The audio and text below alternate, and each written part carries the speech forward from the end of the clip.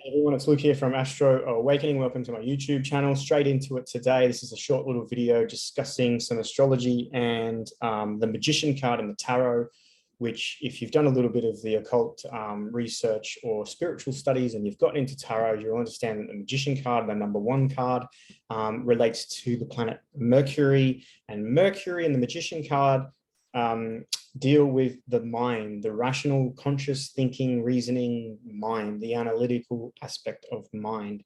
And it's interesting that we look at the tarot card, the magician, and we look at the magician, it's like wow, why is the mind the magician? Why is there a correlation or a connection between the mind and the power of our mind and also that of the magician? So we'll dive into that. And the reason why I wanted to talk about that today was with what's going on in this big sky clock up above us. So let's share the sky clock and let's just look briefly at that before we dive into the magician card. So at the moment, Mercury was retrograde. It's now direct, and it's stationed about 24 degrees of Capricorn. And it's now slowly starting to pick up speed again. And it's been in this sort of long alignment with Pluto in Capricorn. So, you know, when Mercury and Pluto combine like that, we've got the unconscious with a direct now connection right through up into the conscious mind. So the unconscious patterns of behavior and emotional storehouse and, you know, some of the deeper, you know, drives and motives that push us along, right? In this Pluto energy.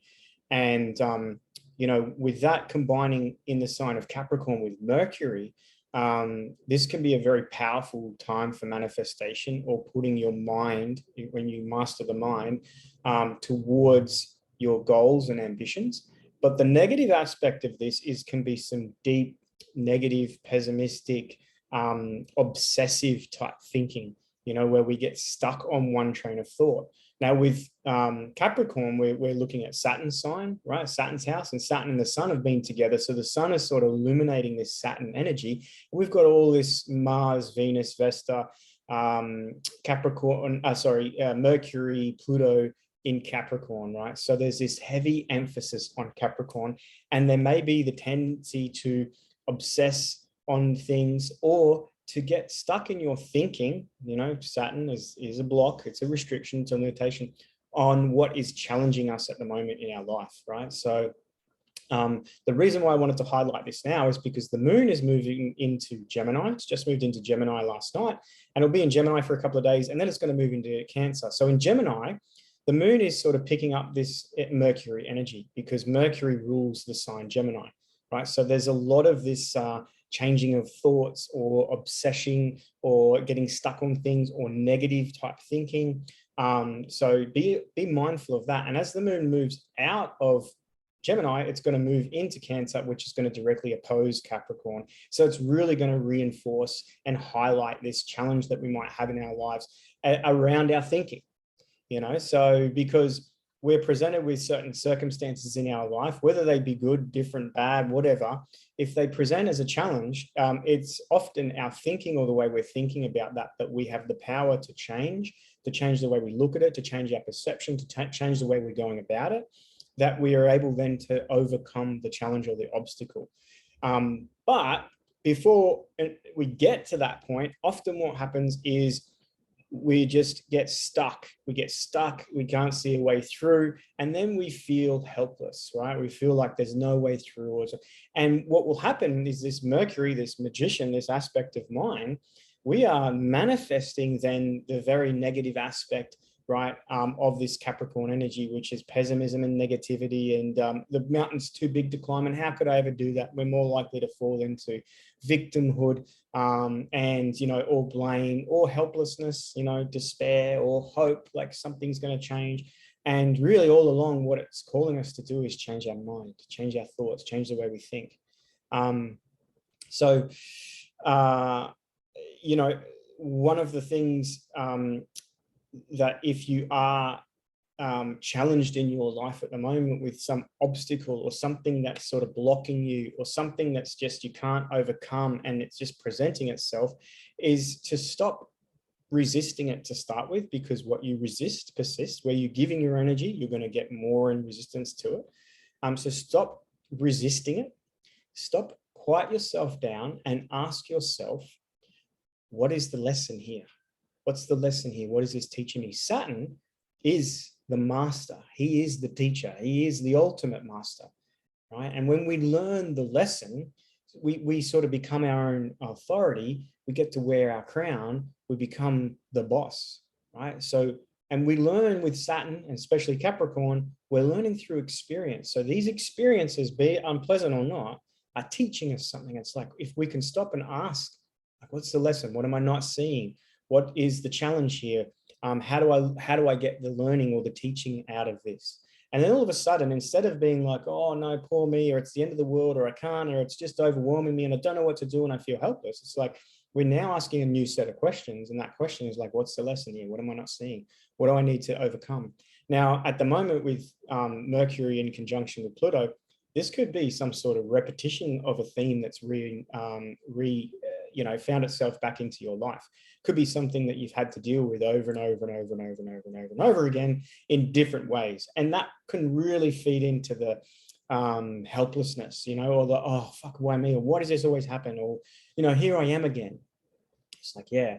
So the behavior that created this obstacle hasn't altered or changed. And that's what ultimately Saturn wants, is that you learn the lesson and you alter and change your behavior. And when you alter and change your behavior, all of a sudden, the obstacle disappears. The challenge is removed. It's free. You feel more empowered and determined. And that's what this energy at the moment offers you, is to become more determined, more responsible, more grounded, more practically approaching life, more ambitious and goal-driven, and the ability to achieve those goals. So if you're thinking at the moment, if you're thinking around this obsessed negative aspect thinking, and you're like stuck and you're like all of that spiraling down into like, you just can't avoid it, and you're thinking that the best way out of this is like, I know, I'll meditate on it, I would say probably not. Because in these mindsets, when you're in negative type thinking, to sit down and to meditate, you're more likely just to amplify or emphasize that negative aspect. And then you'll be more hard on yourself. The voice of Saturn is like that conscience inside. And, that conscience will kick in and you'll feel even more disheartened, and you'll be feeling even more helpless. So maybe rather than try that as an aspect, and for some it might work, but I feel like that the best thing to do is to get moving and to get active and use your body to help shift your mind. So exercise, absolutely. Going for a walk, going for a swim, going for a jog, doing some weights, whatever it is, a bike ride, playing with your kids, right? Whatever it is that you can do to shift the energy. The other thing that you might want to do is, I've lost my train of thought now. It's gone like fart in the wind. Exercise, you want exercise to shift your mind, to move the mind, to be able to come up with different thinking. Anyway, doesn't matter. My point being, rather than try and force your mind at the moment, try and use your body. That's the point I was going to make. See, I knew I could get to it. The point I was going to make was, the other thing that you can do is power posing, right? Power posing yourself and your body, using your body to shift your mind. So look up power poses on TED Talks. There's some interesting stuff about that. But basically, if I was to sit here all hunched over and I fit my shoulders around and I'm looking down and my neck's bent and I'm sort of hunched over like that, you would come up to me if you saw me and be like, is everything okay? Were you all right? And the reason that you would think that is because my body's conveying a message to you. So it's very powerful, the body. But likewise, if I was sitting back like this, maybe my legs up in the air and my arms back like that, you wouldn't come up and go, is everything all right? You'd probably come up and go like, yeah, man, you look cool, you look chill, you look relaxed. And that's purely because my body conveys that message. Now, if the body's conveying messages, which it is all the time, and that's a lot of what our emotions are, it's our body's way to communicate to our conscious mind. But if our body is an instrument that helps, is talking to us, then we can then use our body to signal to us positive, empowering messages. So power poses is one of those things. So you get your body into a position of like either V for victory. You're standing with your legs. I was getting in here if you can see me. V for victory. Or you might do the chest out like this in the Superman or Wonder Woman look, where you sort of like, and you hold that for 3 to 5 minutes, maybe while you've got some pumping fucking music going. And what you're doing is you're using your body to help shift your conscious mind, to help shift your thinking, right? So those are two things I would think at the moment, if you're struggling with a lot of this deep, obsessive, pessimistic, negative aspect type thinking, or stuck on a challenge and can't overcome it, is firstly, get moving, get your body moving, right? Free up your energy, go and exercise. And even if you don't feel like it, right? You have to be the master of your emotions to overcome the feeling of not doing it and just persevere and persist through it. And the other thing is the power poses. They're really good. Now, if when you've done that, you're shifting energy, you want to do some meditation, absolutely go for it. But if you're really struggling with your thinking at the moment, probably not a good place to start with just diving in, sitting in meditation, thinking that the answer is going to come to you, because your mind is going to block you in that process. So let's move over now and have a look at the Magician card and get some more information about the mind, how it works, and how we can move from, this obsessed sort of overthinking of things to becoming the magician, or mastering our thoughts is another way to look at that. It's the mastery of your thoughts, and using your thoughts to control your will, to control your emotions, to control your actions, even to really direct your thinking, right? So that's what the magician is all about. So I've just jumped onto Google and found, a whole heap of magician cards, but it's the symbolism that I want to draw your attention to into this card, right? So we have the magician, it's the #1 card. And, firstly, what stands out for me is this sort of 8 or infinity symbol over the top of the head. And this is symbolic of the mind is infinite, right? And, without being in control of the mind as this sort of, as above, so below, or this connection to spiritual higher self realm and bringing that made manifest into the ground, without conscious will involved in the direction of our thoughts and our thinking and our mind, then really the mind is unlimited in its ability to think up any possible scenario. As one of my mentors said once to me, she said, "Oh, well, you have a misuse of your imagination." I was having some negative thinking.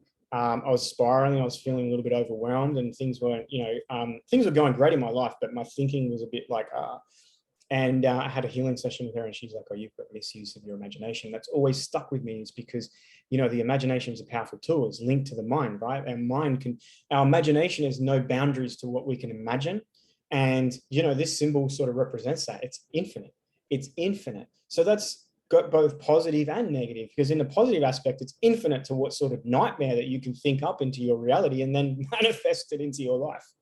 But it's also, on the positive, it's unlimited with the power of our mind to manifest our heart's desires. When connected to our spirit, our soul, our higher self, we have infinite power to manifest. And he's pointing, from bringing this spiritual aspect down into manifestation, he's holding this with his right hand, right? The right is connected to our masculine, or our will. And it's the will of what? It's the will of the gods, or it's the will of the higher self of divine, brought manifest down here in the form of creation through our left aspect, our feminine. It's to create here. And this garden, it represents that creation of your heart's desire, your will's desire. It's like, you can really create beauty in that process. But at the moment, if you're negatively thinking, if you're not consciously controlling your thoughts or your mind, you can manifest hell as well through your thinking. You can get stuck on things, and it's like a loop, right?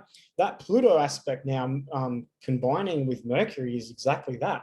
We can be in this loop, right? It is really hard. So the challenge is making yourself awareness.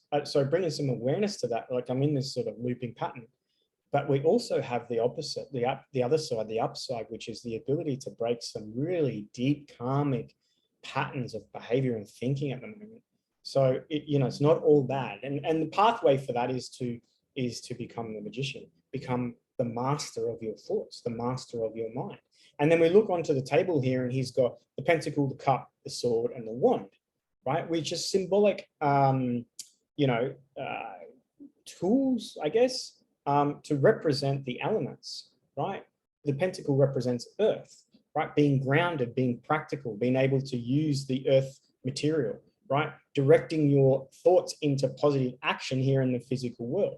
The cup represents water, right? Which is the emotions, right? And we can use the magician, when he's in control of his mind, his thoughts, he can use thoughts, right? He can create thoughts by having vision boards and music and affirmations and all these things, we can actually use our thoughts to invoke emotions that support our goals or our own achievement or what we're trying to do. Right at the moment, we've got Mars, Venus combining in Capricorn. Mars is the drive. It's exalted. It's really powerful in Capricorn. So, you know, the emotion that we want to be invoking at the moment is courage and willpower and determination and strength and the warrior spirit, right? And when you stop and you ask this challenge that's going on in your life and you say, what is this teaching me? And you become the humble student, right? Then in that place, you're ready to learn. And when you're ready to learn and you're ready to face and overcome this challenging obstacle, you invoke, right, this power pose of, like, you know, the power pose of courage, of Superman, of the warrior spirit. You invoke that, and you can use your mind and your body, your physical body, to invoke the emotion of courage, of like determination, of fierceness, of the warrior, of the drive that you need.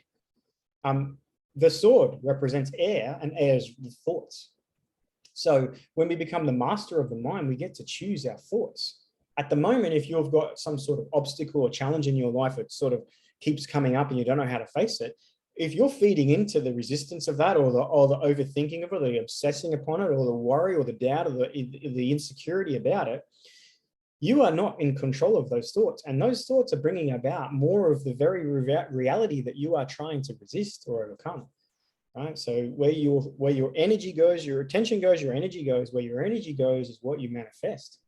Whether you like it or not, that's what's going to happen. So when we become the master of our mind, we get to choose our thoughts. We choose our thoughts. It's easy now to sit here and say, just choose better thoughts. But it's a process, right? You've got to move the body, get active. You've got to change your perspective. You've got to ask the question, what is it teaching me? Am I a humble student? Am I ready to learn?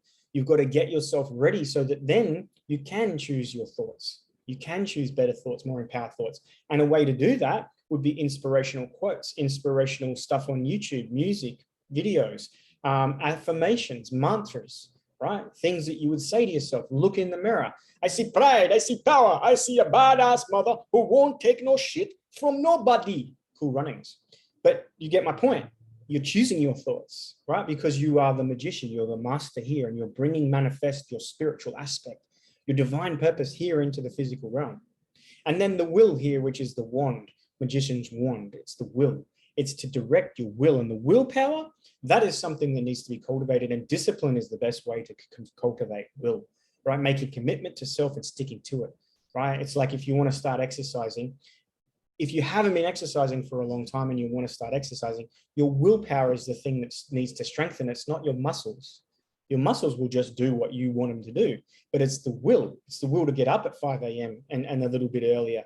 It's the will to do it when it's pissing down rain. It's the will to sort of get to that 4.5 Ks and you're trying to do 5 Ks and just push through the pain or the feelings of I can't do this, or the mind or the emotions. And the will is what drives you. It's cultivation of a strong will. But then we can use our mind, right, to say no, right? That's the thing. I've done this myself when I've been running.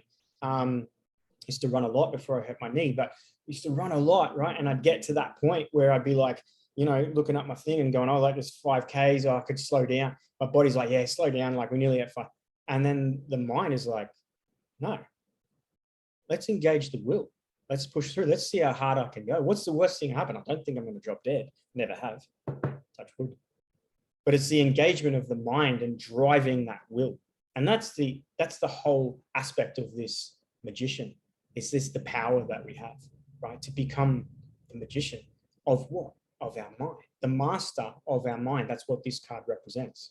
So, you know, with the aspects that are going on at the moment, there is the possibility of obsessing and overthinking and, you know, getting stuck on the challenge, getting stuck on the wall, right? Not finding a way through it. And it's presented there. Saturn is a very good taskmaster. It's presented there because it is an obstacle for you to overcome, which has great benefit to your maturity and your becoming a more wise soul, becoming more empowered and self-aware, right? And it's like, this is the thing. This is the thing I need to learn how to overcome. So when you stop and you stop stressing against it and you say, okay, what is this teaching me here? What's the lesson I need to learn here? And you become that humble student, you're ready to learn and ask the right questions and open up. Then, you know, the student really becomes the teacher as well, right? Because you are both. You are both, and you're using this reality to help you grow, right? And through that process, great transformation can take place. Now, the other side aspect of this aspect that's going on at the moment, that's sort of been with us right up until the full moon sees this sort of big dynamic shift. It's halfway through to this eclipse period. So there's going to be a shift, and it's going to be on the mental plane. It's going to be on the thinking plane, right? It's going to be on the air plane. It's going to be this shift. And we're already seeing that, this age of Aquarius, which is the people, the revolution of the people, the uprising. They're claiming back their power, their equality in this realm. But we might see some hidden truths come to light. We might see a real shift in the narrative. We might see things that they can't put a lid on, you know, no matter what they do. Don't look to the mainstream media. Don't get out into the little flows, the side flows, the little uncorrupted aspects of that stream, because that mainstream is being channeled and directed, right, through their programming. So don't look to the mainstream, although we might see some things come out through there. We might also use, because it's one of those things when, you know, this process starts to unfold of this awakening and the shift of energy and the collective realizing their power, you might see distractions. So things coming up that sort of take people's attention away. And that's the flow being directed into something, right? You know, you're going towards your goal, and then they literally just can put a dam in or a wall and direct your attention over somewhere else. So be mindful of that trap at the moment. Some huge energy coming up with the full moon in about a week from now. I'll do another update on that as we get a little bit closer. Now, just at the end of this video, thank you for watching to this far. Thank you for your support. If you wanted to learn about astrology from an occult esoteric perspective, and you wanted to dive in deeper, my very popular Astrology Essentials course is coming back this year. It starts in a couple of weeks' time. There's an early bird out now. You can find more information through my website, or direct email me, or direct message me if you would want to jump on board for that. It's always very popular. Put hundreds of students through it last year, and the feedback's amazing. I've refined it each time I deliver it. It's a 10-week course. It's 2 hours each week live with me online. There's 4 ebooks. So we go through the essentials. So when you come out of that, you've got a really good grasp on your own birth chart, what you're looking at, how to understand it, and a really good sort of foundation to push you off in any direction that you want to go with. So if you want to get on board with that, then find the details below. Otherwise, if you like this, hit the thumbs up. Make sure you subscribe. See you guys soon. Peace.